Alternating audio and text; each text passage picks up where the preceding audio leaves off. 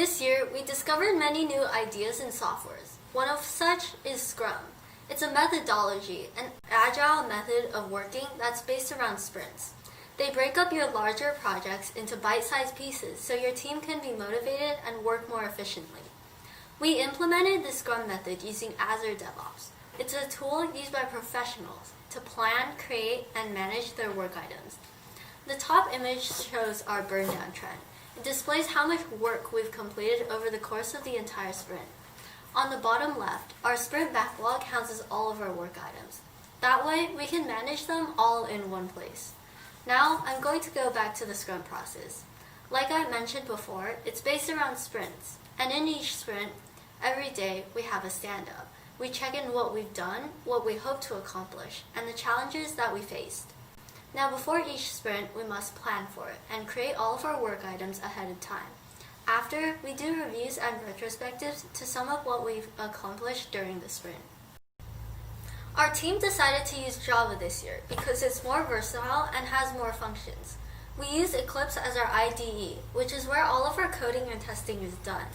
Legos EV3 is utilized to be able to communicate to our robot since Eclipse does not automatically have that feature. On the bottom left picture, our Eclipse workspace with all of our code and the project file system is shown. On the bottom right, you will see our Legos Control Center, where we are able to manage and observe the statistics of the robot. Lastly, we learned about SQL. It's a coding language that allows us to communicate to databases, which store information in charts and tables.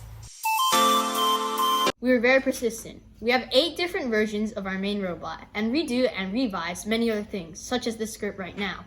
We organized more than 1,000 pieces into our Lego sorting system. Through creativity, we went through all the steps of the engineering design process. We also used the 7 graphic design principles for our presentation. We used our knowledge on Java to teach more than 60 kids, and in doing so, we influenced many to start coding. We also got better at our time management after we organized many activities. Some of these activities include things like activity days, Zoom Java lessons, and organizing our workspace. In addition, we have made friends with other teams and helped promote each other's posts on Instagram. Other benefits include using Filmora, an app used by professionals to edit our helpful YouTube videos. On Team Athena's YouTube channel, you would find videos teaching others on how our robot works, as well as guides on coding. In total, our team has been able to help over 3,000 people. Hi, I'm Ian, a kid diagnosed with autism. I have many challenges. One of them is to socialize. I usually get rejected before even getting any opportunity to try, but I'm Athena. This year, I am the key developer of our mobile app. If I were not given this opportunity, I would not have realized my potential. When I lose motivation and get distracted, my team members are here to encourage me. They show me appreciation and support, which keeps me going and builds up my self-esteem. I also love to play games with them. It felt so good to be included. Our team is split into subgroups for maximum efficiency. For example, I attend core values and project topics that interest me. As mentioned before, we use Azure DevOps. With stand-up, we know exactly where each and every one of our members are every single day. With retrospectives, our team can reflect on what we did good and what we did bad. Wikis are here for us to gather all of the resources and put them in a convenient location for all teammates to access. Sprint planning allows us to set goals for ourselves at the beginning of every sprint so we know exactly what we need to get accomplished. Besides Azure DevOps, we have an organized Discord server to communicate. In addition to all of this, we're complementary to each other. Good teams become great ones when members trust each other and surrender the me for the we. We always make sure we enjoy ourselves as we're working. It is proven by science that you work better when you are happy. We always have small breaks so no one gets stressed out. We like to play foosball, of course, with our masks on, during these breaks. Furthermore, and most importantly, our team has an activity day every month. Sometimes we do this activity over Zoom with other teams such as Cube 3 and Circuit Breakers. For instance, a popular game all of us like to play is Among Us, a game which requires teamwork to track down the imposter. Another activity was a game quiz to see who knows our team best. We were able to learn more about each other and just have fun. Children do not exercise as much as they used to. The main reason, and the biggest problem, is that there is a lack of motivation. Kids do not see a reason in exercising when they can play video games instead. Some of the ideas we had included a car workout, chair workout, sponsored app, and workout map. We created a chart of pros and cons to see which one we would go with. The problem with these ideas is that it doesn't really show how a kid could be more motivated, so we just kept brainstorming and kept thinking of other ways. We then settled upon an idea, which is an app with the main goal of increasing a kid's motivation in exercising. From there, we moved on to the next step.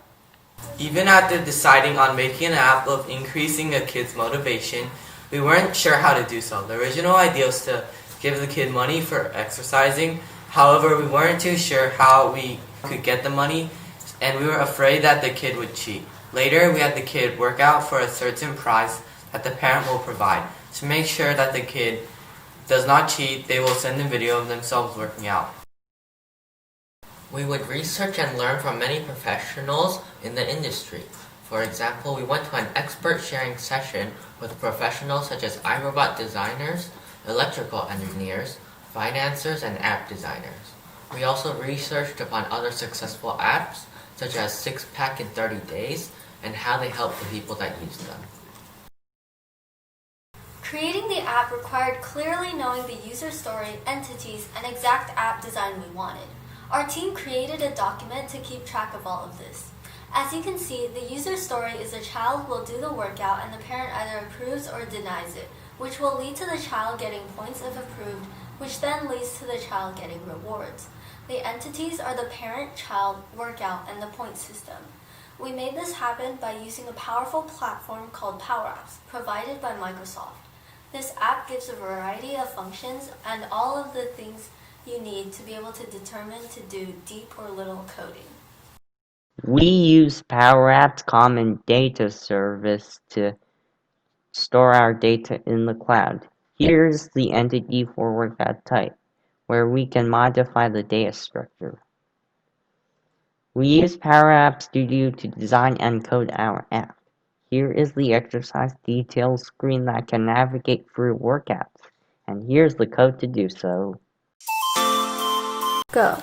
I had trouble finding solutions while creating this app, and was able to overcome them by using alternative functions, which also worked as well as using the Power Apps community. Through the whole experience, I went from a person who didn't know how to create an app to the proud creator of Ali. Team Athena, I am so impressed with your Owly app. You didn't just build an app for competition, but you used real techniques like documenting your use cases and keeping it in a source code repository with DevOps pipelines. And you built it in the cloud so that it can scale to hundreds of thousands of users. So if your app is as successful as you want it to be, you won't have a thing to worry about except your newfound fame. Great job.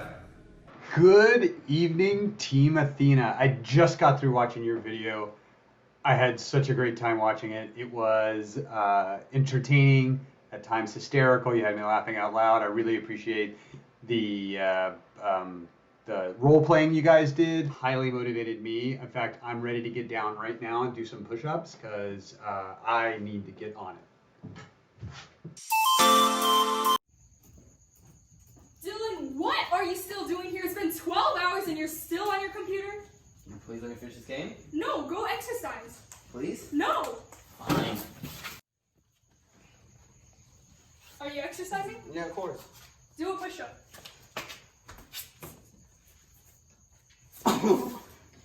If only there was a way to motivate you. You! Me? Yes, you! Is your kid gaming all day? Are they not exercising at all? Well, try Owly, an app that tracks your kid's exercise and converts it into points. Easy, efficient, and only $7.99. You know, this app would be pretty useful. I think I can spend $7.99 on this. Should be a pretty good deal. There are three apps, the child app, the parent app, and admin app. When you enter the child app, there's a workout page with all the workouts, and if you enter one, there's a description of it. When you start the workout, you could add time or you could skip the workout. At the end of the workout, the app will provide a point summary page with duration, calories burned, and more. Once a kid submits the workout, the parent will receive a notification, and to make sure the kid does not cheat, they'll send a video of themselves working out. Once the parent approves, They will set the points, and if a kid reaches a certain amount of points, they will get rewards. Here is our total point summary page of the total points earned, exercises done, and more. And here's the about page that gives credits to team members. Our mission strategy is to try to do missions that are grouped together. We want to avoid having to travel across the map to do one mission, then back again to do another that is adjacent to the first. This plan saves time and maximizes efficiency. Lastly, we try to do missions that are reasonable. For example, we try to do missions that are easy but provide lots of points. And if we don't have enough time, we might skip the missions that are hard with little points. To satisfy our needs of involvement from every team member, we require everyone to pitch in their ideas. Everyone will work together to plan for things like missions and route planning.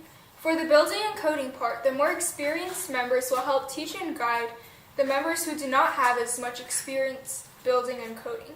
But in the end, everyone will work together as a team to solve the issues we have. Our final robot is small and can go through tight spaces, yet not too small where we sacrifice structural integrity. Looking into wheels, we found that small wheels are accurate and large ones are speedier. The wheel that we chose hits both requirements, speed and accuracy. Our two color sensors are wide apart for a wide range of color sensing. We also have a gyro sensor for higher accuracy. The medium motors are placed at the bottom of the robot to save space on top of a gear chain to connect it with our attachments. Like mentioned before, we also have a gyro sensor for more accuracy. What you see here is our 3D virtual model of Nike 8, which can be used to help rebuild a real one in case it broke. For our work plan, we split into multiple groups, with each group responsible for one trip at a time. Our groups design attachments for that trip and write the code. We had 2 rounds of this in all, resulting in 4 trips being done. One of the main problems that we faced in previous years was to get to a precise position, so we created many different programs to help us with that. One such program was a gyro steering one. This helped us go straight more reliably. However, after long distances, the gyro sensor gets inaccurate. Our second program that we developed is the motor encoder program. This program relied on motor power and distances instead of the gyro. For the code, we would get the taco count of one large motor and then multiply it by a tested ratio. After that, we would add or subtract difference to the speed. The robot stops running when the taco count reaches a certain distance that you set to the while loop. For turns, we use the gyro sensor to turn more accurately. In total, we have over 1,000 lines of code. Next, we wrote an Athena robot program that contains all of our functions. Some of them include run and line following. Functions provide cleaner code and reusability. The reason it provides cleaner code is because we can call the function and pass in parameters instead of rewriting all of the code. All of this contributes to our 430-point run with over 80% accuracy. An important part of our robot design is our attachments. To start, all of our attachments are slip-on, slip-off, allowing us to easily switch them during the run. Second, we maximize our efficiency, as one attachment can complete multiple missions. Lastly, and perhaps most importantly, all of our attachments have color detection chips to go with the third color sensor. All we need to do is pop it next to the sensor and the correct mission will run. After many tries and iterations of our robot, we eventually came to the robot we have now called Nike 8. We faced many challenges along the way, such as positioning the medium motor. The earlier versions had the medium motor stick in front of the robot. However, Nike 8 has the medium motor under the large motor, which makes it more compact. There were also many improvements that were made along the way. In the early versions of Nike, our robot was unsymmetrical and hard to put attachments onto. So after Nike 3, we started making square-shaped robots. In conclusion, by using the robot design process, we were able to efficiently create a working robot that executed our commands. All team members learned the Java basics and how to use Eclipse.